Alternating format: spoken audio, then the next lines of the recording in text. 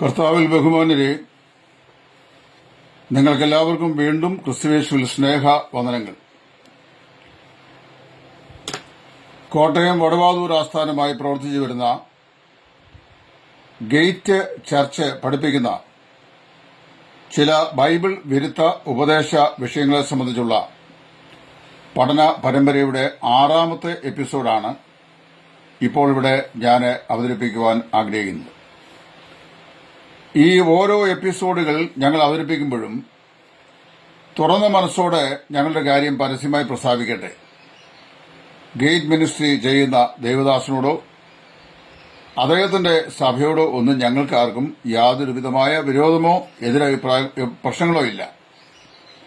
എന്നാൽ അവർ പഠിപ്പിക്കുന്ന ചില ഉപദേശ വിഷയങ്ങൾ ദൈവവചനത്തിന് വിരുദ്ധമാകിയാൽ ആ ഉപദേശ വിഷയങ്ങളെയാണ് ഞങ്ങൾ ഇവിടെ കർക്കശമായി എതിർക്കുന്നതും അതിനെ ഖണ്ഡിക്കുന്നതും. ഞാൻ മുമ്പ് ഓർപ്പിച്ച പോലെ 13 വിഷയങ്ങളിലാണ് സാരമായ അഭിപ്രായ വ്യത്യാസങ്ങൾ ഉള്ളത്. ആ 13 വിഷയങ്ങളിൽ ഏതാണ്ട് 5 വിഷയങ്ങൾ ഞാൻ ഇതിനോടകം പറഞ്ഞു കഴിഞ്ഞു. ഇത് 6ാമത്തെ എപ്പിസോഡാണ്. ഈ 6ാമത്തെ എപ്പിസോഡിൽ 2-3 കാര്യങ്ങൾ ഒന്നിച്ച് ഞാൻ കൂട്ടിച്ചേർക്കാനായിട്ട് ആഗ്രഹിക്കുകയാണ്.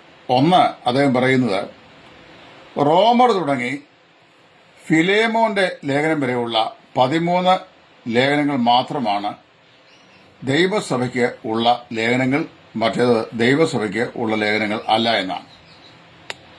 ഇത് മറ്റൊരു ഒരു ഒരു ഒരു വിഷയമാണ്. അപ്പോസ്തോലിക കാലം മുതൽ, ലേഖനങ്ങൾ പൂർത്തീകരിച്ച കാലം മുതൽ അപ്പോസ്തലന്മാരും സഭാപിതാക്കന്മാരും പിന്നീട് വന്ന ചർച്ച് കൌൺസിലും ഡൗൺ ത്രൂ ദി സെഞ്ചുറി, നൂറ്റാണ്ടുകളിലൂടെ നിലനിന്നു വന്ന ദൈവസഭയും എബ്രായ ലേഖനം കൂടി പൗലോസാണ് എഴുതിയത് എന്ന് വന്നാൽ പൗലോസിന്റെ ലേഖനങ്ങൾ 14, ബാക്കി ലേഖനങ്ങൾ 7, മൊത്തം 21 ലേഖനങ്ങളാണ്.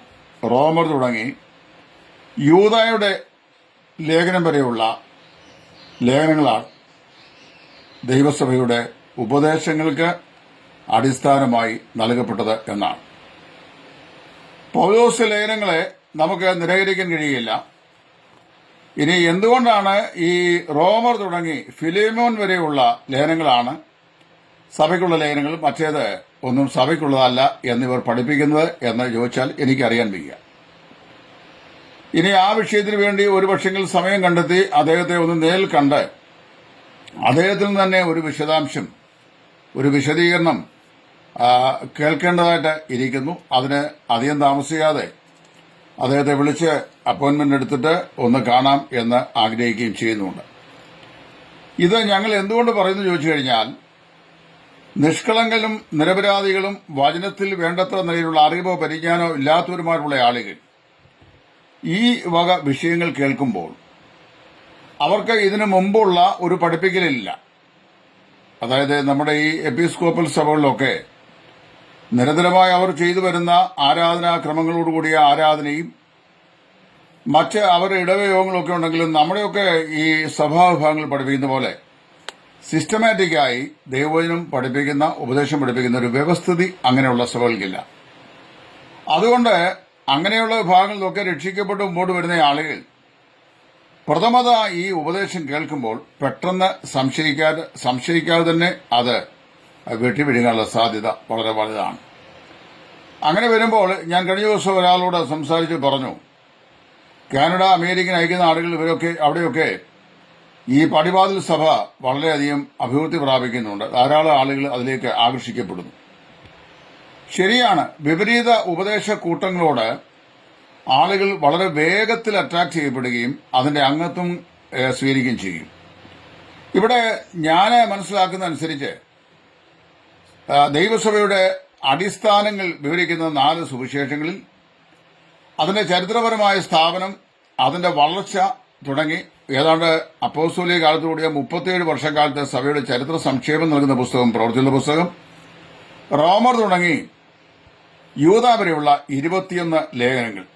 ഈ 21 ലേഖനങ്ങൾ ദൈവസഭയ്ക്കുള്ളതാണ്. അതില് അദ്ദേഹം പറയുന്നതനുസരിച്ച് റോമർ, 1-2 കൊരിന്ത്യർ, ഗലാത്യർ, എഫേസ്യർ, ഫിലിപ്പിയർ, കൊലോസ്യർ, തെസ്സലോനിക്ക, 1-2 തെസ്സലോനിക്കർ, പിന്നെ ഫിലേമോൻ, ഈ പറയപ്പെട്ട ലേഖനം. ബാക്കി വരുമ്പോൾ പിന്നെ എബ്രായ ലേഖനം, യൂദായുടെ ലേഖനം, പത്രോസിന്റെ 1-2 ലേഖനങ്ങൾ, യാക്കോബിന്റെ ലേഖനങ്ങൾ, ഈ ലേഖനങ്ങളൊക്കെ പിന്നെ ആർക്ക് വേണ്ടിയുള്ളതാണ് എന്ന് പറയേണ്ടായി വരുന്നു. പത്രോസിന്റെ ലേഖനങ്ങൾ തിമോത്തിയോസിന് അപ്പോസ്തലനായ പൗലോസ് എഴുതിയ ലേഖനം പോലെ തന്നെ ഇടയ ലേഖനങ്ങളാണ്.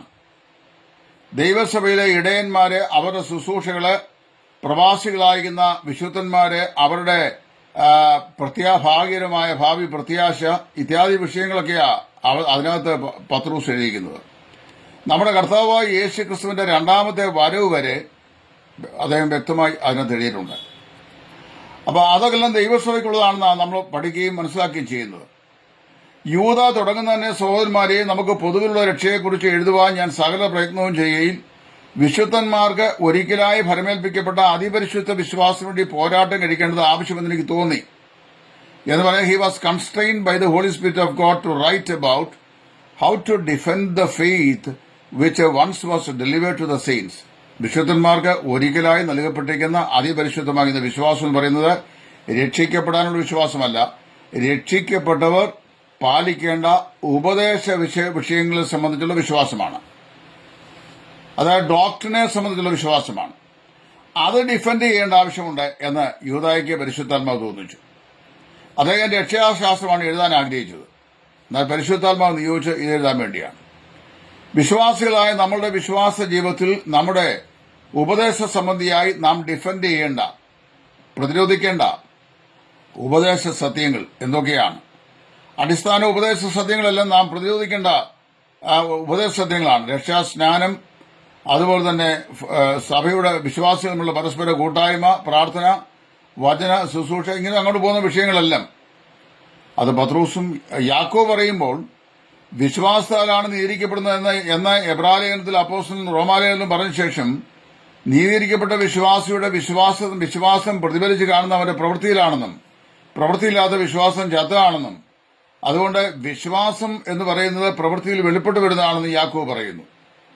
ചുരുക്കം പറഞ്ഞു കഴിഞ്ഞാൽ റോമർ തുടങ്ങി ഈ യൂദ വരെയുള്ള 21 ലേഖനങ്ങളാണ് ദൈവസഭയുടെ ഉപദേശ സംഹിതകളായി പുതിയ നിയമസഭ സ്വീകരിക്കുന്നത്. പക്ഷേ ഗേറ്റ് ചർച്ചുകാർ പഠിപ്പിക്കുന്നത് റോമർ തുടങ്ങി ഫിലിമോൻ വരെയുള്ള 13 ലേഖനങ്ങൾ മാത്രമേ ദൈവസഭയ്ക്ക് ഉള്ളൂ എന്നാണ്. ബാക്കി ലേഖനങ്ങൾ ആർക്കു വേണ്ടി എഴുതി, ആരാണ് അതിന്റെ ഗുണഭോക്താക്കൾ, എന്താണ് ആ ലേഖനങ്ങൾ എഴുതുന്നതിന്റെ ഉദ്ദേശം ഇത്യാദി കാര്യങ്ങളെക്കുറിച്ച് ഗേറ്റ് ചർച്ച് ഭാരവാഹികൾ മറുപടി പറയുവാൻ ബാധ്യസ്ഥരാണ്. രണ്ടാമത് പറയുന്ന മറ്റൊരു മൗഢ്യത എന്ന് പറയുന്നത്, കർത്താവ് പ്രവൃത്തികളുടെ പുസ്തകം 2-ാം അധ്യായത്തിന് 47-ാം വാക്യത്തിൽ കർത്താവ് തന്നെ രക്ഷിക്കപ്പെടുന്നവരെ ദിനംപ്രതി സഭയോട് ചേർത്തുകൊണ്ടിരുന്നു എന്നുള്ള പ്രസ്താവന യഹൂദ സഭയോടാണ് ചേർത്തുകൊണ്ടിരുന്നത്. യഹൂദ സഭയോടാണ് കർത്താവ് ചേർത്തുകൊണ്ടിരുന്നത്, അല്ലാതെ ക്രിസ്തീയ സഭ ആയിരുന്നില്ല എന്നാണ്. പ്രവൃത്തികളുടെ പുസ്തകം 1-ാം അധ്യായത്തിന്റെ 15 മുതൽ 2-ാം അധ്യായത്തിന്റെ 47 വരെയുള്ള വാക്യങ്ങളെ മനസ്സിരുത്തി അകങ്കണ്ണ് തുറന്ന് ദൈവാത്മാവ് നൽകുന്ന പ്രകാശത്തോടൊന്ന് പഠിച്ചു നോക്കാൻ പ്രിയപ്പെട്ട ദൈവദാസനെ ഞാൻ ശുപാർശ ചെയ്യുന്നു. അവിടെ നാം വായിക്കുന്ന പ്രവൃത്തി 2-ൽ തന്നെയാണ് സഭ രൂപീകൃതമായത്. കഴിഞ്ഞ ദിവസം ഞാൻ 6 ന്യായാന്യായങ്ങൾ ഈ പ്രവൃത്തികളുടെ പുസ്തകം 2-ാം അധ്യായത്തിലെ പരിശുദ്ധാത്മ സ്നാനത്താൽ മാത്രമാണ് ദൈവസഭ രൂപീകൃതമായത് എന്നും സഭ അതിനു മുമ്പ് ഇല്ല എന്നുള്ളതിലേക്ക് ചൂണ്ടിക്കാണിച്ചുകൊണ്ട് 6 ന്യായങ്ങൾ പറഞ്ഞു. പക്ഷെ അതിനൊന്നും ആ ദൈവദാസൻ മറുപടി പറഞ്ഞില്ല. ഞങ്ങൾ പറയുന്ന അടിസ്ഥാനപരമായ വേദപുസ്തകത്തിലെ റഫറൻസോടുകൂടിയ വിഷയ വിശകലനത്തിന് റഫറൻസോടുകൂടി തന്നെ മറുപടി പറയേണ്ട പകരം പഴയ നിയമത്തിന്റെ പിന്തുടർച്ചക്കാർ എന്ന പോലെ നിൽക്കുന്ന ഈ വിഭാഗം വാസ്തവത്തിൽ പുതിയ നിയമസഭയുടെ ഭാഗമേ അല്ല. അതാണ് സത്യം. അപ്പോൾ ഞങ്ങൾ വേറൊരു പ്രസ്താവനയിൽ അദ്ദേഹം പറഞ്ഞാൽ ഞാൻ കേൾക്കുന്നു, മനസ്സിലാക്കുന്നു, ബ്രദറൻകാരായ ആളുകൾ ഒരുപക്ഷെങ്കിൽ തന്റെ ആശയത്തെ അംഗീകരിക്കും എന്ന് പ്രതീക്ഷിച്ചിരുന്നു. പക്ഷേ അവര് അംഗീകരിച്ചിട്ടുണ്ട്. ബ്രദറുകാരെ അങ്ങനെയുള്ള ഈ വചനവിരുദ്ധമായ കാര്യങ്ങളൊന്നും അംഗീകരിക്കുകയില്ല. അവർ ദൈവവചനം സൂക്ഷ്മമായി പരിശോധന ചെയ്തവരാണ്. വിശ്വസനീയമാണെങ്കിൽ അത് അംഗീകരിക്കും, അത് സ്വീകരിക്കും, ഇല്ലെങ്കിൽ അതിനെ തള്ളിക്കളയും മാത്രമല്ല അതിനെ റെഫ്യൂട്ട് ചെയ്യും, ഖണ്ഡിക്കും. വചനപ്രകാരം ഞങ്ങൾ പറയുന്ന കാര്യങ്ങളെ ദൈവവചനപ്രകാരം ഖണ്ഡിക്കാൻ തയ്യാറാണെങ്കിൽ ഏത് സമയത്തും ഖണ്ഡിക്കാമല്ലോ. ഞങ്ങൾ സാധാരണ മനുഷ്യരാ, ഞങ്ങളെ ആരും ഭയപ്പെടുകയൊന്നും ചെയ്യേണ്ട ആവശ്യമില്ല. മറ്റൊരു വിഷയം പിന്നെ പൗലോസ് ആണ് ആദ്യത്തെ ക്രിസ്തീയ സഭയുടെ അംഗം. അപ്പോസ്തലനായ പൗലോസാണ് ക്രിസ്തീയ സഭയുടെ ആദ്യത്തെ അംഗം. പൗലോസിന്റെ കാലം മുതലാണ്, പൗലോസ് മുതലാണ് സഭ ഉളവാകുന്നത് എന്ന് പറഞ്ഞാൽ മിഡ് ആക്സ് തിയറി എന്നതിന് പറയും. പ്രവൃത്തികളുടെ പുസ്തകം മധ്യഭാഗം കൊണ്ടുള്ള ഒരു സിദ്ധാന്തം. അപ്പോസ്തല പ്രവൃത്തികളുടെ പുസ്തകം 9-ാം അധ്യായത്തിൽ തർസോസിലെ ശൗല് രക്ഷിക്കപ്പെട്ട് വരുന്നതുവരെ ദൈവസഭ ഉണ്ടായിരുന്നില്ല എന്നുള്ള കണക്കൂട്ടിൽ പഠിപ്പിക്കുന്നതാണ്. എന്റെ പൊന്നു സഹോദരന്മാരെ, സഭ പ്രവൃത്തികളുടെ പുസ്തകം 2-ാം അധ്യായത്തിലുണ്ടായി ആ സഭയോട് ഈ രക്ഷിക്കപ്പെട്ട 120 പേരും പിന്നെ അന്ന് രക്ഷിക്കപ്പെട്ട 3000 പേരും ചേർന്നതും പിന്നെ എണ്ണം പെരുകി വന്നതും. യഹൂദ സഭ എന്ന് പറയുന്നത് ക്രിസ്തീയ സഭയല്ല. അത് വളരെ വ്യക്തമായി ആദ്യത്തെ വീഡിയോ തന്നെ ഞാൻ പറഞ്ഞു. രണ്ടും രണ്ട് പ്രമാണങ്ങൾ സ്ഥിതി ചെയ്യുന്നതാണ്. രണ്ടിന്റെയും നേതൃത്വത്തിൽ 2 ആളുകളാണ്. ഒന്ന് മോശയും മറ്റേത് കർത്താവായ യേശു. ഒന്ന് ന്യായപ്രമാണവും മറ്റേത് കൃപയുടെ പ്രമാണവും. അതുകൊണ്ട് ന്യായപ്രമാണത്തിന്റെ പിന്തുടർച്ച എന്ന നിലയിൽ സഭയെ നമ്മൾ പുതിയമത്തിൽ കാണുന്നില്ല. ഇത് മാത്രമല്ല, കർത്താവായ യേശു ക്രിസ്തുവിന്റെ ക്രൂശിലെ മരണത്തോടെ ന്യായപ്രമാണം പര്യവസാനിച്ചു. റോമാലേഖന 7-ാം അധ്യായത്തിൽ അപ്പോസ്തലൻ വളരെ വ്യക്തമായിട്ടല്ലേ പറഞ്ഞു, ആകയാൽ ന്യായപ്രമാണത്തിന് മേലാൽ നിങ്ങളുടെ മേൽ കർത്തൃത്വമില്ല. ന്യായപ്രമാണത്തിന് യാതൊരു അധികാരവും നമ്മുടെ മേലില്ല. We are not under the law that we should obey it. ന്യായപ്രമാണത്തെ നമ്മൾ അനുസരിക്കാൻ തക്കവണ്ണം നാം ആ ന്യായപ്രമാണത്തിന്റെ കീഴിൽ അല്ല എന്ന് വ്യക്തമായി പൗലോസ് പറഞ്ഞിട്ടുണ്ട്. അപ്പൊ ഇവിടെ പറയേണ്ട അതിപ്രധാനമായ വിഷയം, സഭ പൗലോസ് മുഖാന്തരമല്ല ഉണ്ടായത്. ഒരല്പം കണ്ണു തുറന്ന എഫേസ് ലേഖനം 3-ാം അധ്യായം വായിച്ചാൽ നിങ്ങളെക്കുറിച്ച് ഈ കാലത്തിന്റെ വ്യവസ്ഥയ്ക്കായി എനിക്കുണ്ടായ വെളിപ്പാട് എന്ന് പറഞ്ഞുകൊണ്ടാണ് തുടങ്ങുന്നത്. അതായത് ഈ കൃപാകാലഘട്ടത്തിലെ സഭയെ സംബന്ധിച്ചും അതിന്റെ ക്രമീകരണത്തെ സംബന്ധിച്ചും ദൈവം പ്രത്യേകമായൊരു വെളിപ്പാട് അപ്പോസ്തലനായ പൗലോസ് നൽകി. സഭയുണ്ടായത് പെന്തക്കോസ്ത് നാളിലും അതിന്റെ ആ പ്രാരംഭകാല വളർച്ച അപ്പോസ്തല പ്രവൃത്തികളുടെ പുസ്തകം 8-ാം അധ്യായം വരെയും അത് തുടരുന്നു. എന്നാൽ സഭാസംബന്ധിയായ ഉപദേശങ്ങളെ സംബന്ധിച്ചുള്ള ഒരു വ്യക്തതയോടുകൂടിയ വെളിപ്പാട് ദൈവം ഒരു പ്രത്യേക റെവലേഷൻ നിലയിൽ പൗലോസ് നൽകി. പൗലോസ് നൽകിയിട്ട് പൗലോസ് ആ കാര്യം നമുക്ക് രേഖപ്പെടുത്തിരിക്കുകയാണ്. അത് മഹത്വത്തിന്റെ പ്രത്യാശയായി ക്രിസ്തു വിശ്വസിക്കുന്ന നിങ്ങളിൽ ഇരിക്കുന്നു എന്നുള്ളതാണ് വിഷയം. അത് പൂർവ്വകാലത്ത് ഇന്ന് തന്റെ വിശുദ്ധ അപ്പോസ്തലന്മാർക്കും പ്രവാചകന്മാർക്കും ദൈവത്തിന്റെ പരിശുദ്ധാത്മാവിനാൽ വെളിപ്പെട്ട് ലഭിച്ചതുപോലെ പൂർവ്വകാലങ്ങളിൽ അറിയായി വന്നിരുന്നില്ല. അതായത് സഭയെക്കുറിച്ച് യാതൊരു കാര്യങ്ങളും പഴയ നിയമകാലത്ത് ആർക്കും അറിയത്തില്ലായിരുന്നു. ഞാനൊരു സഭയെ പണിയും എന്ന് കർത്താവ് മത്തായി 14:18 പറഞ്ഞതിനു ശേഷം പെന്തക്കോസ്ത് നാളിൽ ആ സഭ ഉണ്ടായി. പ്രവൃത്തികളുടെ പുസ്തകം 10-ാം അധ്യായത്തിൽ കൊർന്നല്യോസിന്റെ വീട്ടിൽ വെച്ച് പത്രോസിനെ വിളിച്ചു വരുത്തി കൊർന്നല്യോസ് പത്രോസിനെ കൊണ്ട് അവിടെ ചെയ്ത പ്രസംഗത്തിൽ രക്ഷിക്കപ്പെട്ട ആളുകളുടെ മേൽ ആദിയിൽ പെന്തക്കോസ്ത് നാളിൽ വിശ്വസിച്ചവരായ ഈ യഹൂദന്മാരുടെ മേൽ എന്ന പോലെ പരിശുദ്ധാത്മാവ് വരികയും അവിടെ വരുമ്പോൾ ഇനിയും ഏറിയ നാൾ കഴിയും മുമ്പേ നിങ്ങൾക്ക് പരിശുദ്ധാത്മാവിനാൽ സ്നാനം ലഭിക്കുമെന്ന് കർത്താവായ യേശു പറഞ്ഞ വാക്ക് പത്രോസ് അവിടെ വെച്ച് ഓർക്കുകയും മാത്രമല്ല, വിശ്വസിച്ചപ്പോൾ ദൈവത്തിന്റെ പരിശുദ്ധാത്മാവിനെ പ്രാപിച്ച നമ്മെപ്പോലെ വിശ്വസിച്ചാറെ പരിശുദ്ധാത്മാവിനെ പ്രാപിച്ച ഇവരെ സ്നാനപ്പെടുത്താതിരിക്കാൻ വെള്ളത്തെ വിലക്കാൻ ആർക്ക് കഴിയും എന്ന് ചോദിച്ചു കഴിഞ്ഞപ്പോൾ പൗലോസിൽ കൂടെ ദൈവം വെളിപ്പെടുത്തിയ ദൈവസഭയുടെ ഉപദേശ സത്യങ്ങളും പത്രോസ് പ്രസംഗിച്ചു വന്നതും ഒരേ കാര്യം തന്നെയാണെന്ന് പത്രോസ് സമ്മതിക്കുകയും സ്ഥിരീകരിക്കുകയും ചെയ്യുകയാണ്. ഇതാണ് അതിന്റെ ശരിയായ വിഷയം. അതുകൊണ്ട് യഹൂദ സഭ എന്ന് പറയുന്ന സഭ അത് ക്രിസ്തീയ സഭയുമായി യാതൊരു ബന്ധവുമില്ല. അതിന് യാതൊരു ബന്ധവും ക്രിസ്തീയ സഭയുമായിട്ടില്ല. ഇസ്രായേൽ സഭ 12 ഗോത്രങ്ങളുടെ കീഴിൽ അവരെല്ലാവരും ഒന്നിച്ച് ഏകോദര സഹോദരന്മാരെ പോലെ ഇരിക്കുന്നെങ്കിലും അതാത് ഗോത്രത്തിന്റെ ആളുകൾ അതാത് ഗോത്രത്തിന്റെ കൊടിക്കീഴിൽ ഇൻഡിപെൻഡന്റ് ആയിട്ടാണ് നിന്നത്, രൂബേൻ മുതൽ ബെന്യാമിൻ വരെ. എന്നാൽ കർത്താവായ യേശു ക്രിസ്തുവിൽ വിശ്വസിക്കുന്നവരെ കൂട്ടിച്ചേർത്തുകൊണ്ട് കർത്താവ് നിർമ്മിക്കുന്ന ദൈവസഭയ്ക്കകത്ത് പല ഗോത്രങ്ങളും ഭാഷകളും വംശങ്ങളും ജാതികളിൽ നിന്നുള്ള ആളുകൾ വന്നാലും അവര് 4 പേരും ഈ രൂബേനെ പോലെയോ ശിമോനെ പോലെയോ ലേവിയെ പോലെയോ യഹൂദയെ പോലെയോ ബെന്യാമീനെ പോലെയോ ഇസാഖാറിനെ പോലെയോ സെപ്പറേറ്റ് ഐഡന്റിറ്റിയിൽ ട്രൈബൽ ഐഡന്റിറ്റി കഴിയല്ല. ഒരു ദൈവസഭയിൽ ഒരുവൻ വന്നു കഴിഞ്ഞാൽ is neither A juice nor A Gentile but A believer in Christ. അവൻ മേലാൽ യഹൂദനുമല്ല യവനുമല്ല, കർത്താവായ യേശു ക്രിസ്തുവിൽ കർത്താവിന്റെ ശരീരത്തിലെ അംഗമാണ്. അതുകൊണ്ടാണ് പൗലോസ് 1 കൊരിന്ത്യർ 10:32 യഹൂദന്മാർക്കും യവന്മാർക്കും ദൈവസഭയ്ക്കും ഇടർച്ചയില്ലാത്തവരായി തീരുവീൻ എന്ന് പറഞ്ഞിട്ടുള്ളത്. അതുകൊണ്ട് ദൈവസഭ എന്ന് പറയുന്നത് പെന്തക്കോസ്ത് നാളിൽ ആവിർഭവിച്ചതും അതിന് നിദാനമായി തീർന്ന പരിശുദ്ധാത്മ സ്നാനവും അത് യഹൂദിയിലും യെരുശലേമിലും ശമര്യരുടെ ദേശങ്ങൾ കൂടി കടന്ന് ജാതികളുടെ ഇടയിലേക്ക് വരികയാണ്. പ്രവൃത്തികളുടെ പുസ്തകം 10-ാം അധ്യായത്തിലെ കൊർന്നല്യോസിന്റെ ഭവനത്തിലെ സുവിശേഷ പ്രസംഗവും മാനസാന്തരവും നിമിത്തം. അപ്പോൾ പറഞ്ഞു വരുന്നതിന്റെ രഹസ്യം ഇതാണ്. പൗലോസിലൂടെയാണ് ഈ ദൈവസഭയ്ക്കുള്ള പൂർണ്ണമായ ഒരു വെളിപ്പാട്, അതായത് അതിന്റെ ഉപദേശങ്ങളുടെ പൂർണ്ണമായ രൂപം ദൈവം വെളിപ്പെടുത്തിയത് പൗലോസിലൂടെയാണ്. കാരണം അത് ദൈവത്തിന് അങ്ങനെയാണ് പ്രസാദം തോന്നുന്നത്.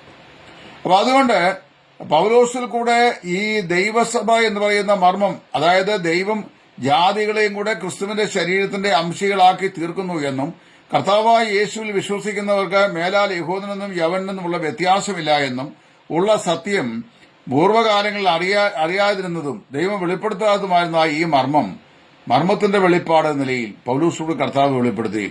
അതുകൊണ്ട് സഭ ഉണ്ടായത് അതുമുതലാണെന്ന് സ്ഥാപിക്കാൻ ഒരിക്കലും സാധിക്കുകയില്ല. അപ്പൊ ഗേറ്റ് ചർച്ചിന്റെ ഈ പാഠ്യപദ്ധതി വചനവിരുദ്ധമാണ്. അതുപോലെ തന്നെ ഈ റോമർ തുടങ്ങി ഫിലമോൻ വരെയുള്ള 13 ലേഖനങ്ങൾ മാത്രമേ ദൈവസഭയ്ക്കുള്ളൂ എന്നുള്ള പഠനവും അതും വാസ്തവത്തിൽ തെറ്റാണ്. അങ്ങനെയല്ല, ദൈവം അങ്ങനെയല്ല പറയുന്നത് എന്ന് പ്രത്യേകം ഞാൻ ഓർപ്പിക്കട്ടെ. ഇനിയുമുണ്ട് വിഷയങ്ങൾ. പക്ഷേ വീഡിയോ ഈ 16-17 മിനിറ്റ് ഒതുക്കുന്നതുകൊണ്ട് ഇപ്പോൾ ഞാൻ നിർത്തുകയാണ്. ഗേറ്റ് ചർച്ച് എത്രമാത്രം തല കുനിച്ചു വെച്ച് പഠിപ്പിച്ചാലും എത്ര യൂട്യൂബിനകത്ത് മെസ്സേജുകൾ അപ്ലോഡ് ചെയ്തു കഴിഞ്ഞാലും വചനവിരുദ്ധത ഞങ്ങൾ കേട്ടാൽ ഞങ്ങൾ പ്രതികരിക്കും. പബ്ലിക് ഫോറത്തിൽ കിടക്കുന്നതുകൊണ്ട് പബ്ലിക് ഫോറത്തിൽ ഞങ്ങൾക്ക് പ്രതികരിക്കാൻ അവകാശമുണ്ട്.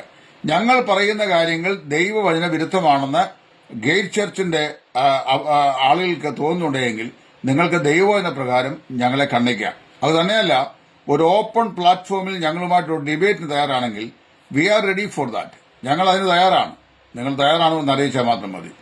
അതിന് തയ്യാറാകാതെ പറയുന്ന ഒരു വീഡിയോയ്ക്കകത്ത് എനിക്ക് അവരോടൊന്നും ഇതിനെക്കുറിച്ചൊന്നും തെളിയിക്കേണ്ട ആവശ്യങ്ങളൊന്നുമില്ല, ഞാൻ അതിനൊന്നും പോകുന്നില്ല, അവരെന്ത് വെള്ളം പറഞ്ഞോട്ടെ എന്നൊക്കെയാണ്. അതൊക്കെ നിന്ന് പോകാൻ വേണ്ടി പറയുന്നതാണ്.